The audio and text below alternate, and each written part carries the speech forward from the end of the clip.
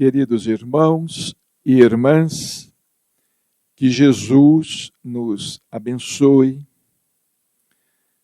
É com grande alegria que uma vez mais aqui estamos, em Votuporanga, aqui na casa de nossos irmãos, de Valdinho, Luiz Antônio, Isabel, na casa de todos nós, aqui no Lar Celina, no Grupo Espírita Maria de Nazaré, tendo oportunidade de rever amigos de longa data. Realmente, há 5 décadas aproximadamente, visitamos Votuporanga. Há 50 anos. Éramos ainda um pouco mais jovem, frequentando a mocidade espírita em Uberaba e também já a comunhão espírita cristã, quando aqui estivemos pela primeira vez. Então é sempre com muita alegria que temos oportunidade de voltar a esta casa. E nesta noite, lançando informalmente uma obra de autoria de irmão José, Nicodemos, o doutor da lei. Esta obra esteve em nosso espírito durante muito tempo. Irmão José sempre propunha escrever algo em torno da vida de Nicodemos. Mas de nossa parte, na condição de médium, de nossa parte nos considerávamos sem a menor condição para o tentame, para nos lançarmos a uma obra, mesmo na condição de intérprete, para nos lançarmos com o irmão José na recepção de uma obra de tamanha envergadura. Durante muito tempo, durante alguns anos, irmão José povoava os nossos pensamentos com as suas ideias em torno do livro, esperando que nós nos fizéssemos ou nos tornássemos mais receptivo. Até que irmão José, vencendo essa nossa resistência natural, começou a escrever sobre a vida de Nicodemos, o doutor da lei, que não deixa de ser uma figura proeminente, uma figura muito importante do cristianismo, porque ele foi amigo de José de Arimateia, que era amigo de Jesus, e ambos foram discípulos de Gamaliel, o grande advogado dos cristãos, perante o Sinédrio, logo após a crucificação. Nicodemos e José de Arimateia foram juntos a Pilatos reclamar o corpo do Cristo, para que ele tivesse um sepultamento digno. Porque então, à época, era quase usual deixar que os crucificados fossem devorados pelos corvos, pelos pássaros, que eles fossem retirados da cruz dos romanos, porque a morte na cruz foi uma invenção dos romanos. Eles foram pleitear que o corpo do Cristo fosse retirado da cruz, a fim de ter um sepultamento digno.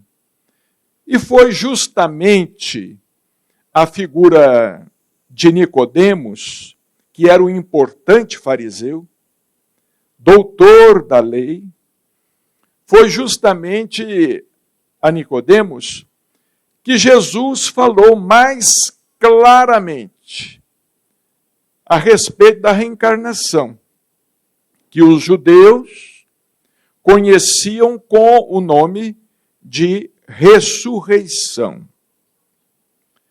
Por intercessão de João Evangelista, o discípulo amado, o mais jovem dos apóstolos, por intercessão de João Evangelista, Nicodemos conseguiu estar com Jesus certa noite. E João foi o único dos evangelistas a anotar, de maneira resumida, o diálogo que Nicodemos manteve com Jesus. Mateus não registrou esse diálogo, Marcos também não efetuou nenhum registro, Lucas também não falou a respeito desse encontro inesquecível. O único a presenciar o encontro foi justamente João, o evangelista, o autor do livro Apocalipse. E ele escreveu com clareza.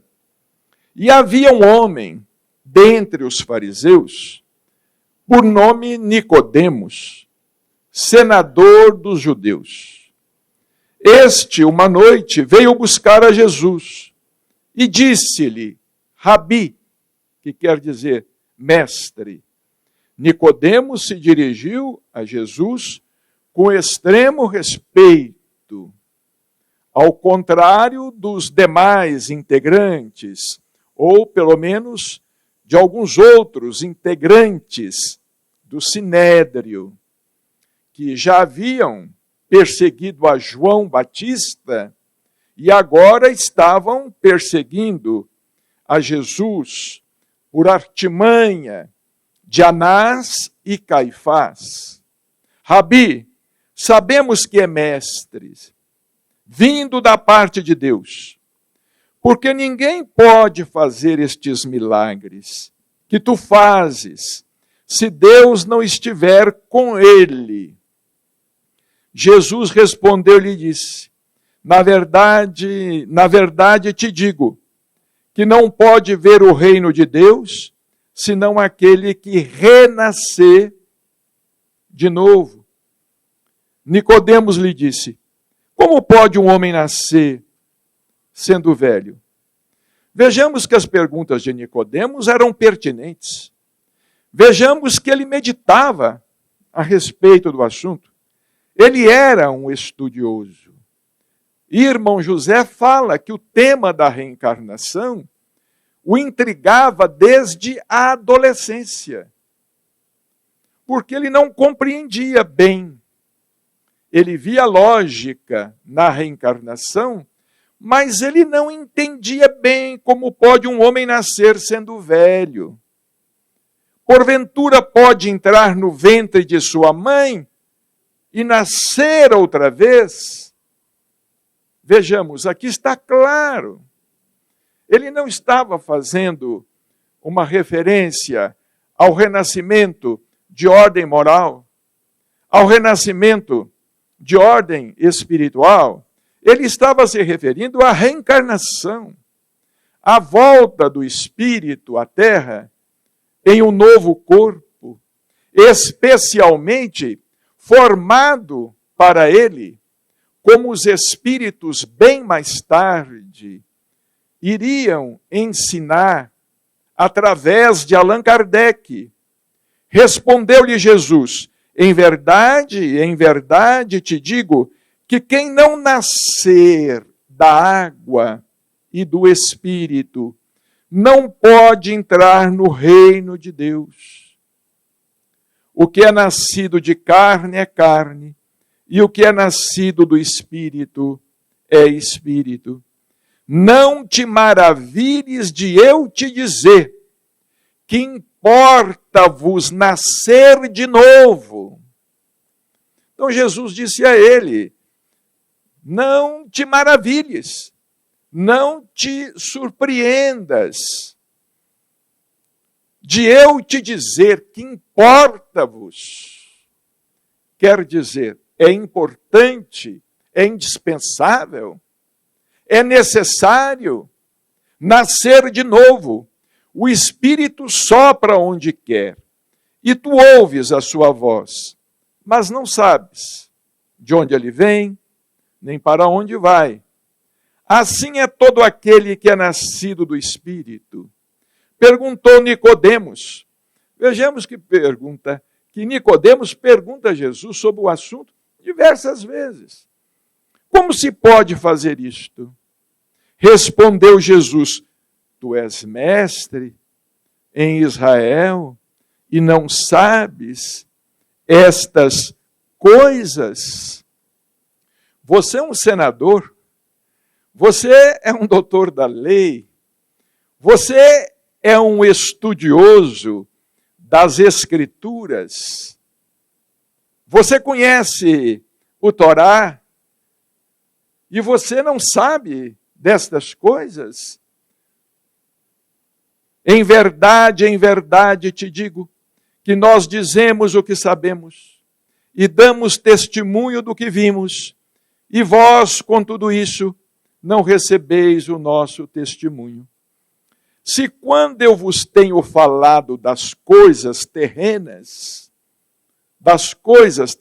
porque de fato a reencarnação, ela acontece com mais propriedade e frequência, acontece entre nós que somos espíritos ainda imperfeitos e sem a necessária lucidez. Podemos dizer que somos espíritos que estamos acordando agora de um sono secular, de um sono milenar. Podemos dizer que agora que estamos tomando consciência da existência do mundo espiritual, porque para nós outros a Terra sempre foi o único ponto de referência. Inclusive, as Escrituras nos dizem, as preces mais antigas nos ensinam o credo que é ensinado pela Igreja Católica: creio em Deus Pai, Todo-Poderoso, Criador do céu e da terra. E por aí, o credo nos ensina que após a crucificação, Jesus desce à mansão dos mortos. Vejamos como é interessante. Desce à mansão dos mortos. E os evangelhos considerados apócrifos, ou seja, os não considerados canônicos, aceitos pela Igreja Católica Romana, e há um número muito grande de evangelhos considerados apócrifos, como o evangelho do próprio Nicodemos, que escreveu Atos de Pilatos, o evangelho de Tomé, o evangelho de Bartolomeu, o evangelho de Madalena, todos são considerados apócrifos. porque todos eles escreveram a respeito de suas lembranças, de suas reminiscências junto ao Cristo. Mas esses evangelhos apócrifos falam que Jesus, ele havia descido à mansão dos mortos, porque antes do Cristo, o mundo espiritual, ele permanecia ou se localizava no interior da terra. Os espíritos, eles não conseguiam subir, digamos assim. E hoje nós aprendemos, inclusive com André Luiz, que a lei da gravidade funciona inclusive para os corpos espirituais. Não apenas para os nossos corpos materiais, para o corpo físico, mas há uma lei, e essa lei que existe para a Terra, o mundo físico, a lei da gravidade, não é? Descoberta por Sir Isaac Newton, essa lei impera também nas dimensões espirituais. Porquanto as leis da criação são as mesmas, adaptadas às diferentes dimensões, aos diferentes mundos. Os espíritos, quando deixavam o corpo, eles não conseguiam, entre aspas, subir. A mitologia grega, a mitologia romana, nos fala a respeito das regiões inferiores no interior da crosta. Com André Luiz, nós aprendemos. Com André Luiz, quando ele escreve o livro Libertação, com André Luiz, quando ele escreve o livro Obreiros da Vida Eterna. No livro Libertação, André Luiz nos leva a uma excursão rápida à dimensão das trevas. Quando nós falamos em dimensão, nós temos que entender por dimensão mundo. Quando a gente fala dimensão espiritual, é mundo espiritual.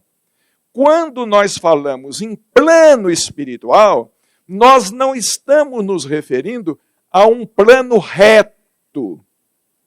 Nós estamos nos referindo a um plano semelhante ao plano terrestre, a uma esfera. Como dizia Chico Xavier, como ele nos ensinava. Ele dizia assim: quando eu tenho oportunidade de enxergar os diferentes mundos, é como se eu visse uma bola dentro da outra bola.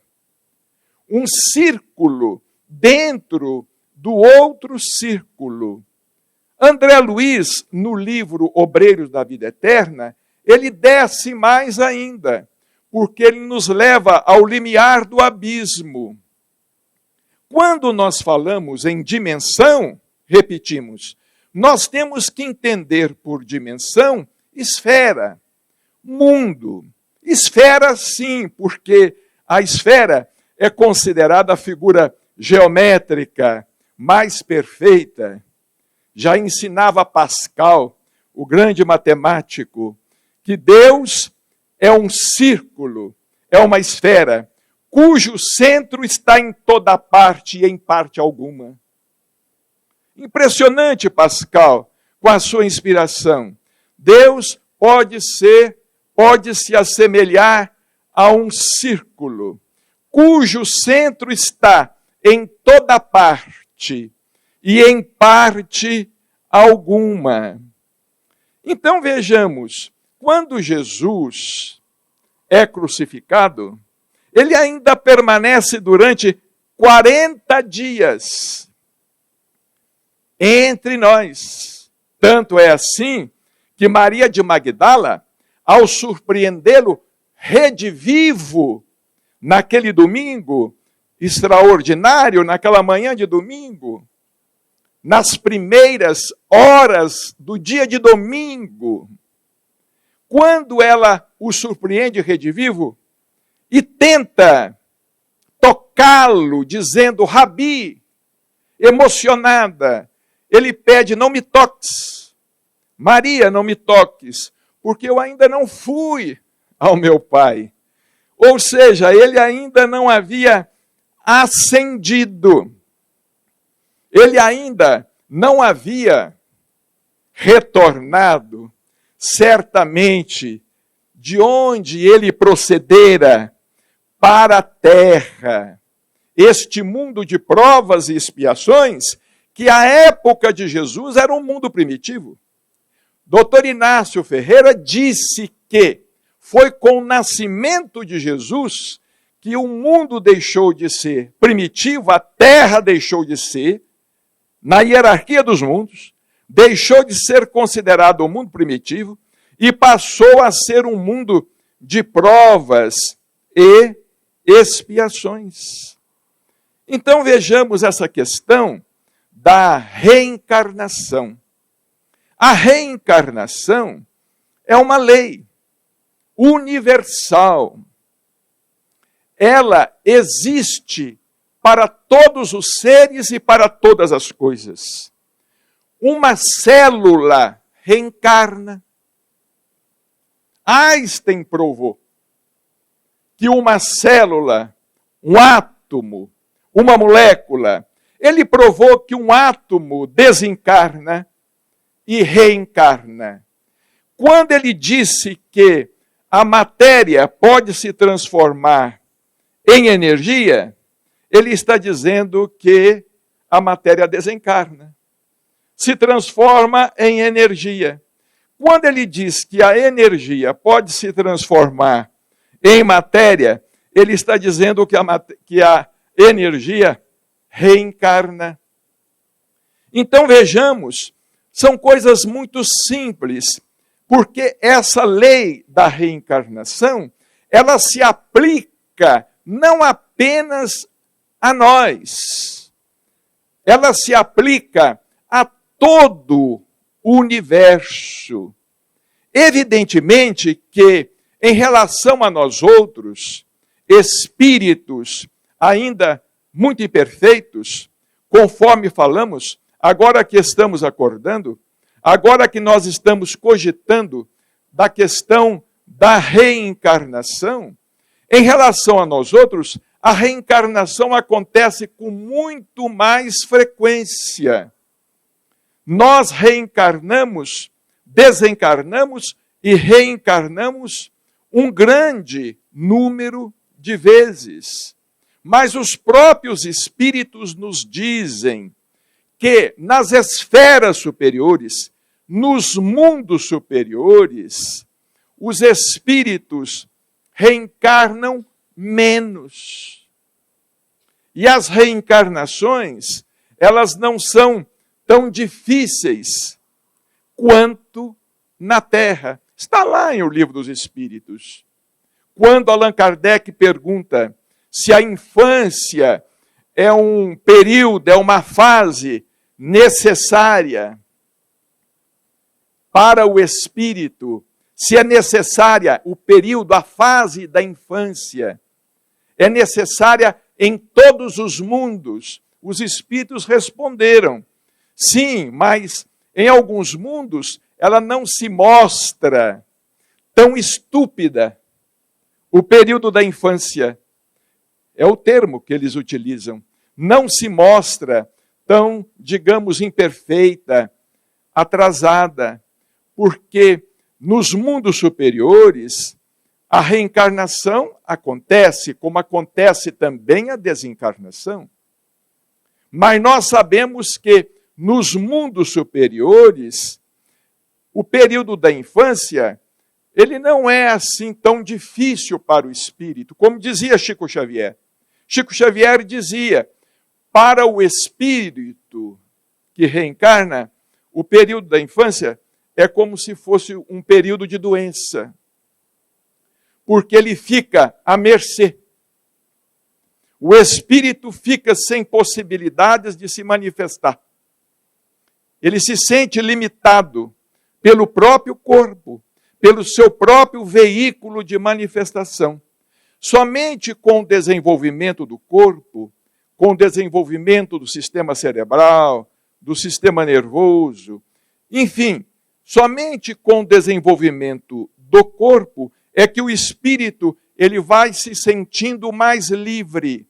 Ou seja, vai acontecendo para ele a denominada reencarnação moral.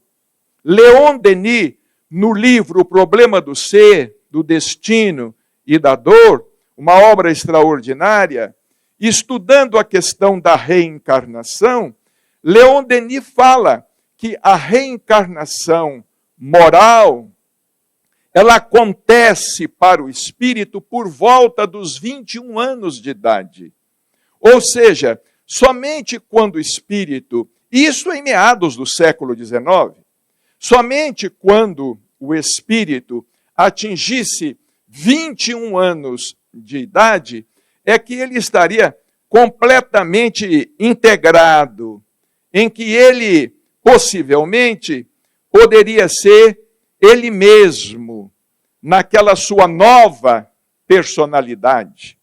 Porque nós já animamos diferentes personalidades, já vivemos muitas vidas. Não é a primeira vez que estamos na Terra e certamente não será a última. E a reencarnação se impõe como uma necessidade explicativa até mesmo para a existência do Criador. Para a existência do Criador justo e bom, como nós concebemos que o Criador seja. Sem a reencarnação, nós não somos capazes de compreender a vida. Nós não somos capazes, por exemplo, de entender uma pandemia arrebatando tantos irmãos nossos, arrebatando tanta gente de uma hora para outra. Nós não somos capazes. Nós não somos capazes de entender uma guerra que surge entre a Rússia e a Ucrânia.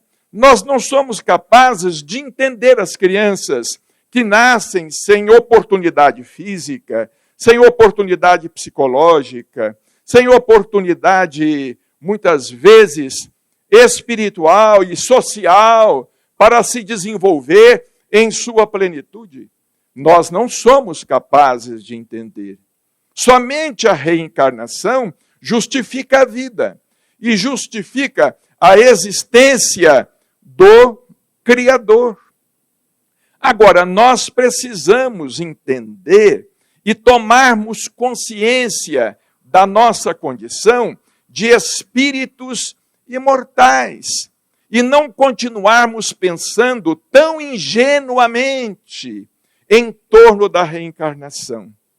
Porque, às vezes, nós procuramos adaptar o ensinamento da reencarnação ou enquadrar a lei da reencarnação dentro de nossas concepções religiosas do passado. Por exemplo, nós temos uma tendência ainda de entender que o mundo espiritual é um paraíso.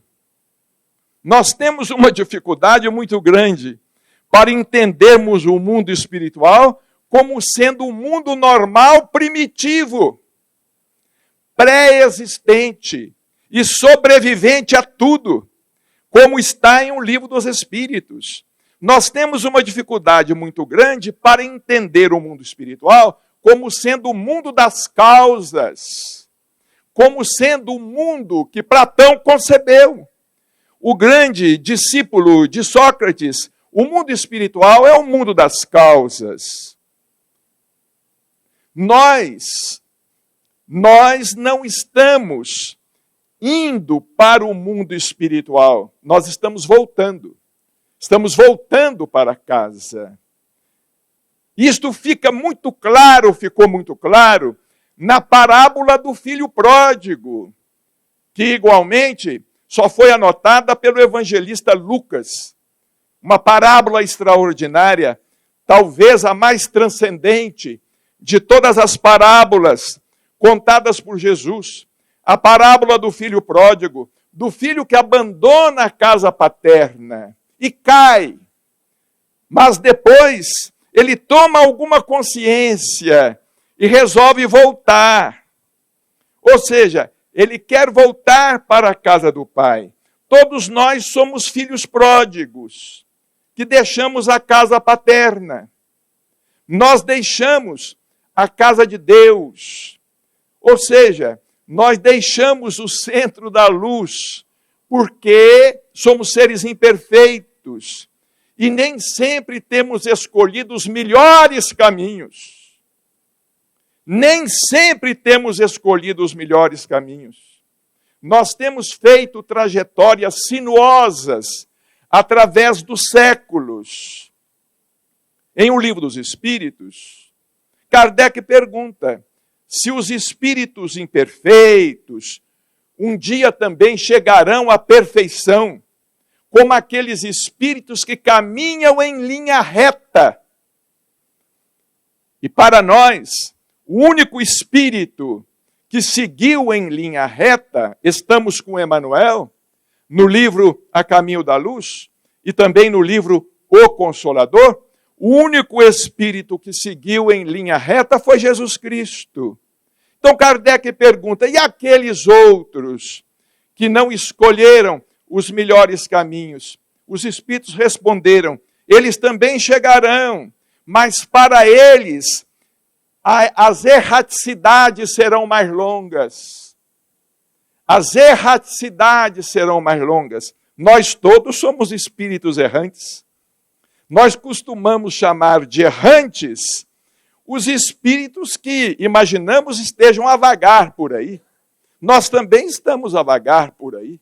Nós estamos à procura do nosso caminho. Nós estamos à procura de perseverar no caminho. Temos errado muito, temos tomado muitos atalhos, temos nos comprometido muito perante a lei de causa e efeito, perante a lei de ação e reação. Então nós temos que parar de pensar ingenuamente a respeito da reencarnação.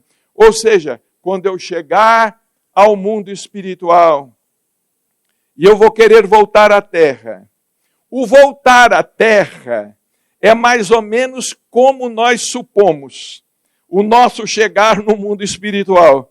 Como é que nós imaginamos, às vezes, o nosso chegar no mundo espiritual? Às vezes pensamos assim, eu vou ser muito bem recebido. Vou ser recebido por todos os meus familiares, por todos os meus amigos. Eu vou ser muito bem acolhido. Sim, o acolhimento existe. Porque existe amor em toda parte. O acolhimento existe. Porque existe amor em toda parte. Nós aqui não acolhemos os espíritos que reencarnam, as crianças que reencarnam. Eu me recordo que certa vez nós estávamos no grupo espírita da prece com Chico Xavier, numa distribuição de Natal. Muitas pessoas estavam lá fora, centenas de pessoas, havia uma movimentação muito grande lá fora e um tumulto se esboçou. Um tumulto se esboçou entre as pessoas e aquela grande distribuição foi paralisada. Quando aquela distribuição foi paralisada, Chico começou a conversar conosco. Ele nos disse assim, olha, numa distribuição como esta, num movimento como este, os espíritos, no intuito de encorajar outros espíritos à reencarnação, porque nós precisamos ser encorajados à reencarnação, ou não? Quem é que não precisa ser encorajado à desencarnação? O processo é quase o mesmo. Nós precisamos deixar algo lá em cima para vir aqui. Como nós precisamos deixar algo aqui para partir. Chico disse assim, no intuito de encorajar espíritos à reencarnação, os espíritos amigos os trazem para que eles vejam uma movimentação como esta. Então os espíritos amigos dizem a eles assim, vocês não tenham medo, vocês podem confiar em Jesus, Vocês não serão desamparados. Há muita bondade no mundo. Veja, vocês serão bem recebidos. Vocês vão ter roupinhas apropriadas, alimentação apropriada. Muita gente irá ampará-los.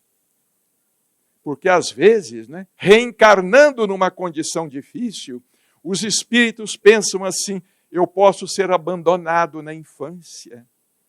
Eu posso passar pela prova da orfandade. O que há de ser de mim sozinho no mundo? O que há de ser de mim? Então o Chico dizia: não, há muita bondade no mundo. Aí o Chico sorriu e disse assim: possivelmente, amanhã, muitas de nossas irmãs surgirão grávidas. Porque os espíritos vão se encorajar. Os espíritos desencorajados vão se encorajar. Mas para que nós possamos, de fato, aproveitar a bênção da reencarnação, porque seja como for a reencarnação, é sempre uma bênção. Como fala André Luiz no livro Nosso Lar, a reencarnação é sempre uma tentativa de magna importância. É uma tentativa de magna importância.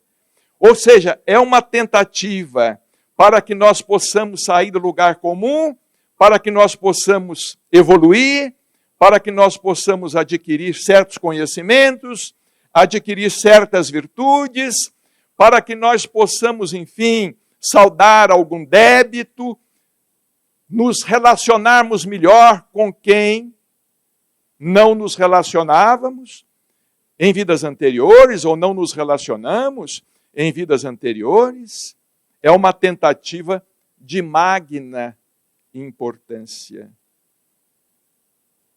E nós precisamos de pensar na importância da reencarnação, na bênção que é a reencarnação. Porque o tempo está passando. O tempo está passando. E pode ser que ao voltarmos ao mundo espiritual, eu me lembro de o Chico contar uma história. Ele disse assim: às vezes, o espírito chega do outro lado da vida, ele chega no mundo espiritual, ele não tem oportunidade imediatamente, de reencontrar um familiar. O familiar pode estar reencarnado, ele pode estar numa outra região, pode estar reencarnado. Nós temos que considerar essa possibilidade.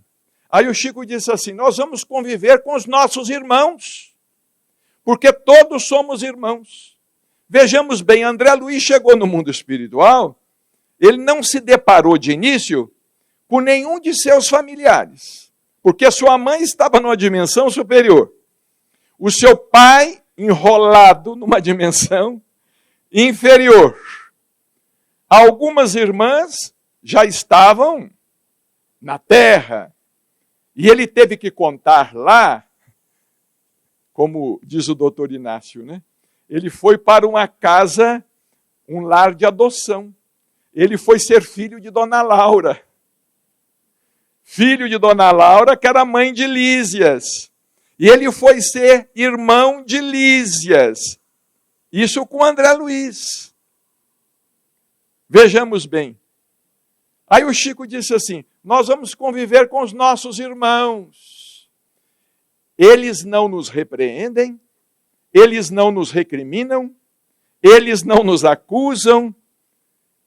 Esses irmãos nobres, eles não vão falar para nós assim: você falhou, hein? Você falhou, você errou, hein? Você caiu feio, hein? Eles não vão falar conosco assim. Eles vão nos tratar bem. Aí dizia o Chico: mas quanto melhor eles nos tratam, mais nós sentimos a consciência pesada. Aí então a gente chega para esses espíritos e falam assim: olha, me ajudem a voltar, porque a gente quer merecer viver no meio deles. A gente não consegue viver no meio deles sem merecer. Então a gente quer voltar para ter uma vida numa situação tal que nos leve a merecer viver no meio deles.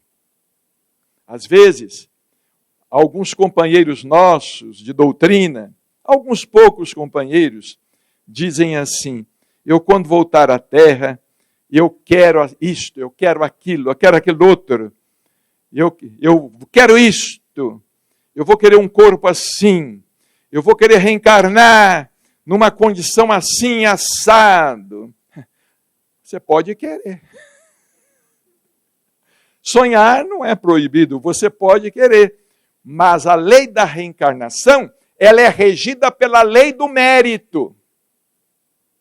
Pela lei do mérito, endossada pela lei da necessidade.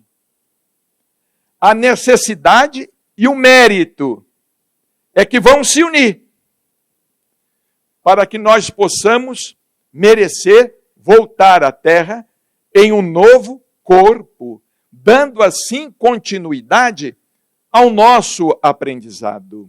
Mas não gostaríamos de encerrar antes de dizer o seguinte: nós nos referimos à reencarnação como se a nossa possibilidade de aprendizado estivesse apenas na Terra. E nós também não podemos continuar pensando assim. Nós temos que entender que no mundo espiritual a vida é ativa. A vida é ativa. E nós podemos trabalhar no mundo espiritual, aprender no mundo espiritual, adquirir novos conhecimentos, nos fortalecermos no mundo espiritual. O mundo espiritual não existe em função da Terra. É a Terra que existe em função do mundo espiritual. E todas as dimensões existem em função da evolução do ser, da evolução do espírito. Então, às vezes, nós pensamos assim, mas na outra encarnação, nós estamos descartando a nossa possibilidade de aprendizado no mundo espiritual. Normalmente, entre uma encarnação e outra, habitualmente, dizia o doutor Hernani Guimarães Andrade, um grande pesquisador, cientista espírita que respeitamos profundamente, o doutor Hernani Guimarães Andrade dizia que entre uma encarnação e outra, o espírito às vezes permanece do além entre 100 a 150 anos. Pode ser que ele permaneça, é claro, alguns reencarnam rapidamente.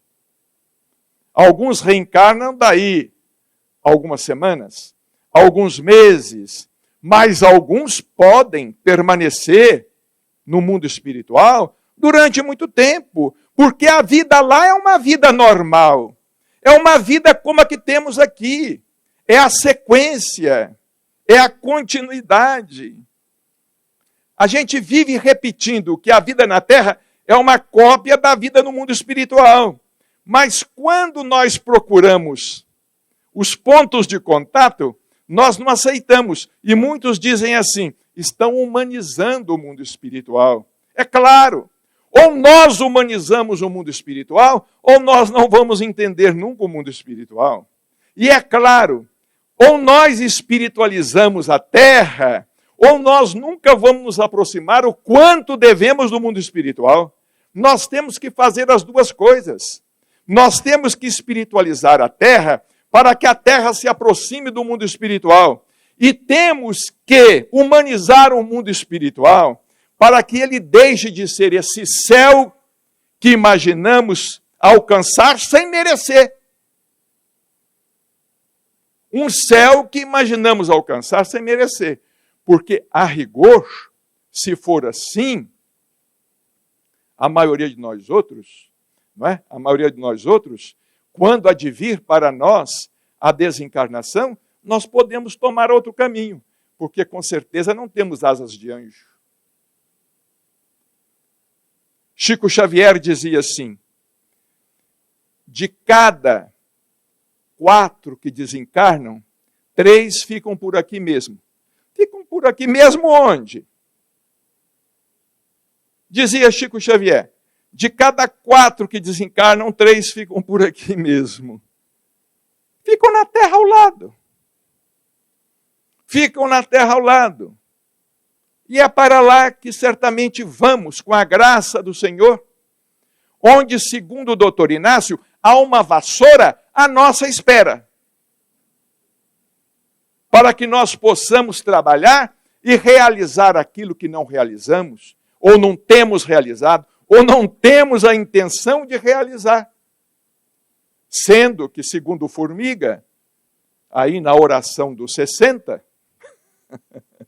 nós já estamos orando aos 70, orando aos 80, e quase já orando aos 90, se não estivermos orando aos 100.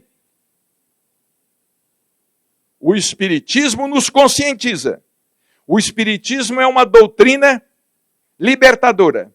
Se nós não tivermos coragem para a verdade, então vamos continuar sonhando. Que Jesus nos abençoe e nos ampare sempre.